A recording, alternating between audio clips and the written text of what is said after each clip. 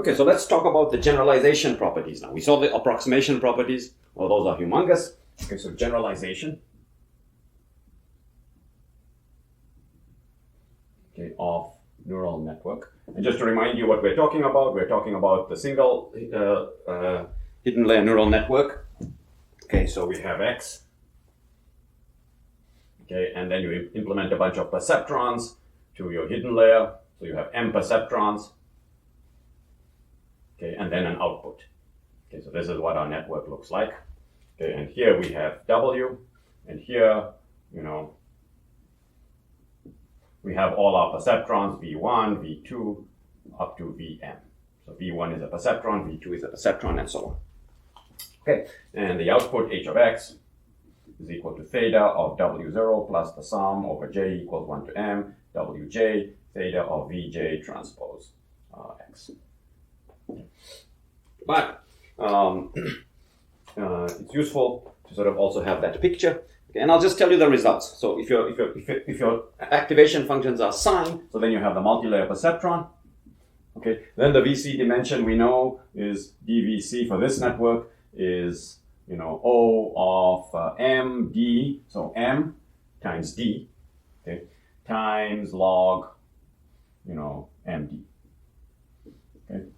So the logarithmic factor. Okay, so, and this is almost tight. In other words, there are, it's possible to show that the Vc dimension, you can construct a set of inputs of size, roughly speaking, md that can be shattered. So this is tight within, maybe we can get rid of that log factor. So basically, the Vc dimension is the product of your number of perceptrons and the input dimension of your input space. Okay, and if you have the tanh,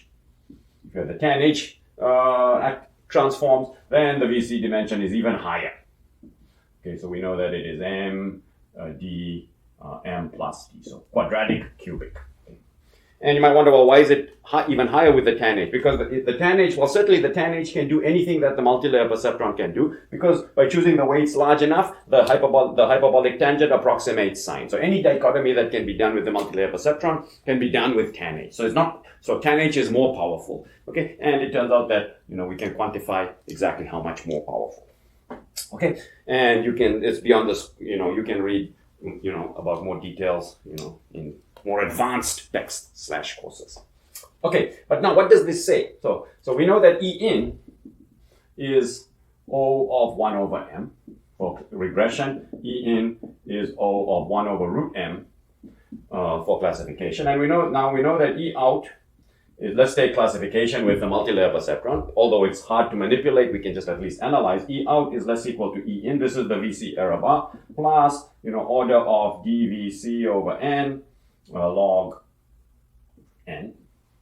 Okay. Well, there's a square root here. Okay. So let's see. If we choose m is approximately equal to square root of n. Okay. Then what happens here? So this becomes order of 1 over n to the 1/4. So this is 1 over n to the 1/4. Okay, and what happens here? Well, you have root n over n. Forget about the log term. We're doing very approximate analysis. So you have root n over n square rooted. So this term here is also approximately 1 over n to the 1/4. So we can balance the error bar and the in-sample error. That's more or less the best that you can hope for. If you try to get this smaller, this will get larger and dominate. If you try to get this smaller, this will get larger and dominate. And since the out-of-sample error is the sum, it's best to balance the two. Okay. And what does this mean? This means that, assuming that you can get E out 0, otherwise there would be an E out star, the best you can do, let's say, because of noise. Okay, whatever the optimal you can do. Okay, so in theory, I should say that there's also an E out star. Okay. I'm just imagining that, there's no noise, let's say. Okay. What is this saying? This is saying that E out basically goes to 0, or E out goes to E out star, providing you choose the number of hidden units appropriately. Oh, very powerful result. We saw that before with K nearest neighbor and RBF. Okay, so this is a classical property of non-parametric techniques, that you can get to optimal error, okay, by choosing m suitably. Okay, but this is a parametric technique because you need to learn weights. In the nearest neighbor algorithm, there's no weights to learn. So this is sometimes called semi-parametric. Okay, so this tells you that E out basically goes to E out star. And so this is sometimes called a semi-parametric method. Okay, and so what basically this is saying is that even though you have huge power, you better control the number of hidden units carefully. One way is theoretically, but in practice, nobody does it theoretically. What's another way that you can choose the number of hidden units? Okay, another way you can choose it is validation. Okay, so old friends coming back to revisit us. See, foundations, we will never escape the foundations. Okay, let me point out one more thing about this. And so it's worth sort of, I'll give a quick sketch of the intuition for this.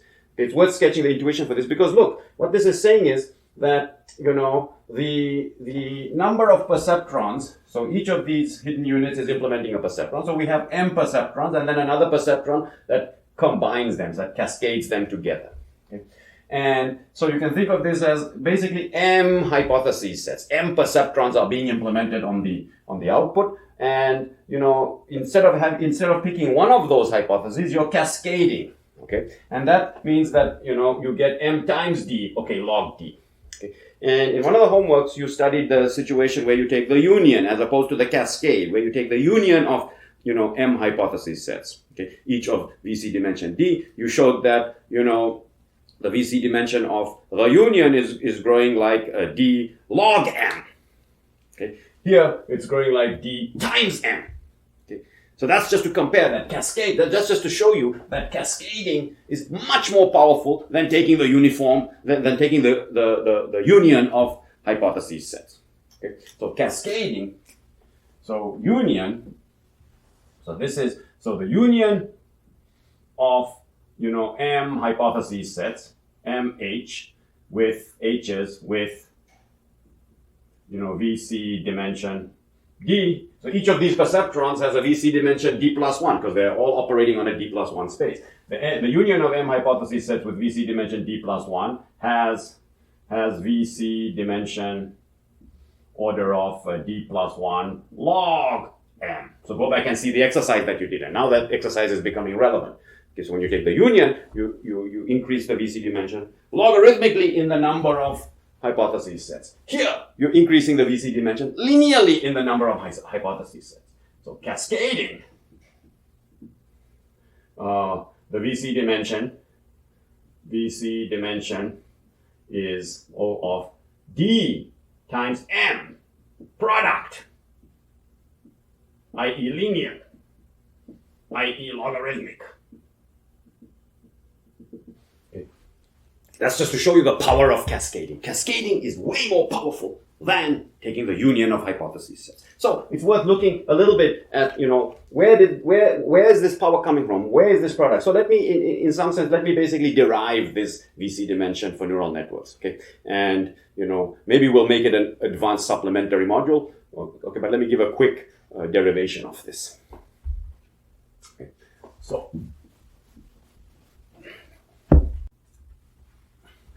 let's take a quick look at the power of cascading. So we're going to look at the Vc dimension of cascading. I'll do it in a slightly general context. I'll do it quickly, okay? And, you know, then we can apply it to get this product for the Vc dimension. Okay, so the Vc dimension of cascading, okay, and this is a quick look. And we're going to focus on classification. So we're going to cascade. You have hypothesis sets that do classification. We cascade them. We get a new hypothesis set. What's the Vc dimension of this cascaded new hypothesis set? So let's focus on classification.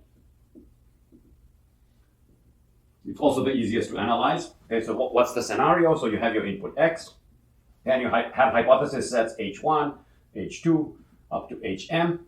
Okay. And what does it mean you have hypothesis sets? So each of these hidden nodes is going to implement a hypothesis set, just like each of these hidden nodes implements a perceptron. So each of those implements a perceptron. Okay, and so you feed in x here, and you might pick from here a hypothesis h1. Okay, you might pick from here a hypothesis h2. So that means that what comes out of here is h1 of x. Okay, so each of these is a hypothesis set. You pick from here hm, and then we combine them, we cascade them together with some other hypothesis set h sub c. Okay, so it means you pick from here a hypothesis h sub c, okay?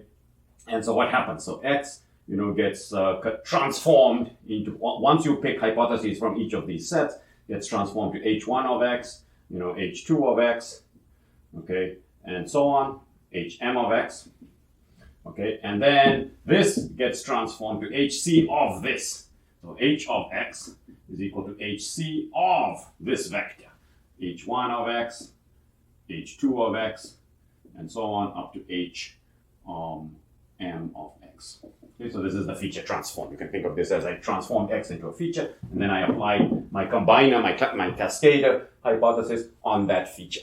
Okay, and so we might be interested in what's the number of dichotomies that this cascading setup can implement, given, let's say, the VC dimensions of each of the individual hypothesis sets. So let us assume that the VC dimensions are of this hypothesis set is D1, of this hypothesis set is D2, of this guy is Dm, and of this guy is DC. So these are VC dimension of the hypothesis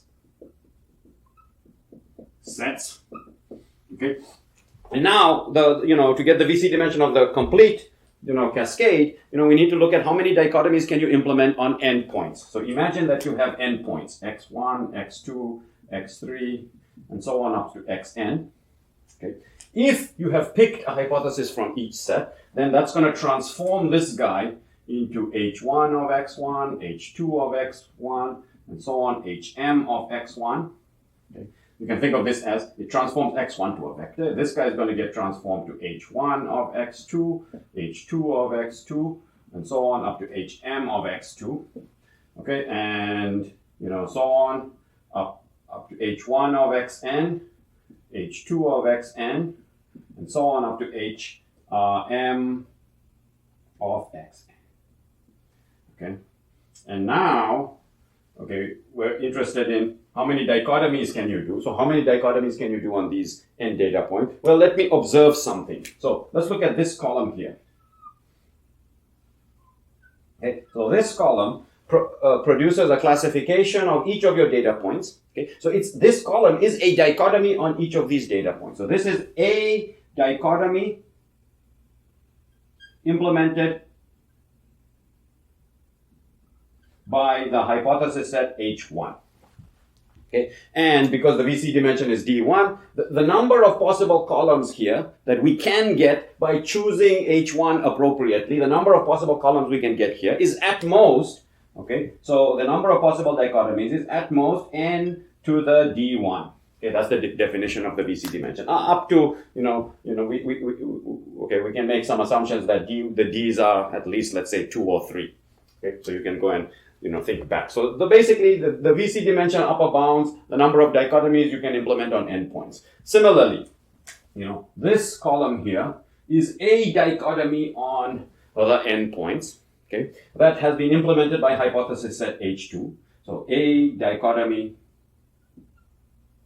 from H2, and so there are at most n to the D2 such dichotomies. And similarly, this last column here, there are at most at most n to the dm possible columns here. Okay. Now, if I change the column here, I get a different configuration of all these n transformed points. If I change the column here, I get a different configuration. If I change the column here, I get a different configuration for this collection of n transformed points. So how many different configurations are there for these n points that I can construct? Well, I can construct this column in at most this many ways, and this column in at most this many ways, this column in at most this many ways. So the total number of configurations you can think of this as the matrix, but the total number of configurations for these data points, so the total number of configurations, you can call this, if you want, Z1, this is Z2, and so on, this is Zn. The total number of configurations for Z1 up to Zn is at most n to the power D1 times n to the power D2 times, and so on, is at most n to the power D1 plus D2 plus all the way to Dn. Okay. Now, what is a configuration of these points? So I can suitably choose my hypotheses, okay, and get from these x a particular configuration of these points. Okay, and now I'm going to apply HC on these points. That gives me a dichotomy on these points, and that dichotomy is a dichotomy on these points. Okay? And how many ways are there for me to dichotomize these points? Okay? There are at most n to the dc ways to dichotomize these points. N to the dc ways to dichotomize z1 up to zn, and that's because the Vc dimension of this guy is d sub c. Okay?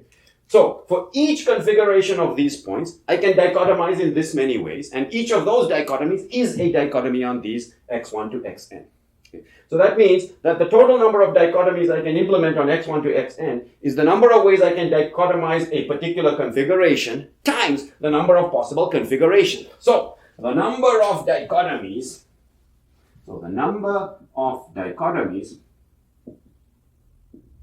on x1 up to xn is at most n to the dc times this guy. Is at most n to the dc times n to this sum, which is n to the dc plus the sum from I equals 1 to m of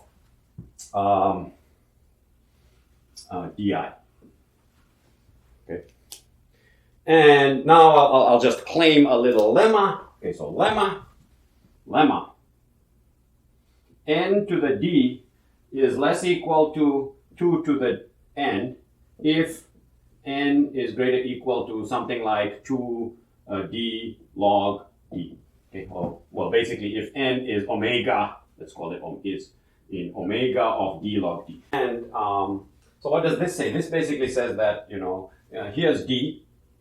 Okay, here's d. And this basically says that if n is large enough, if n is larger than d log d, then the Vc dimension, you cannot shatter all the dichotomies. You cannot implement all the dichotomies. You cannot shatter any n data points.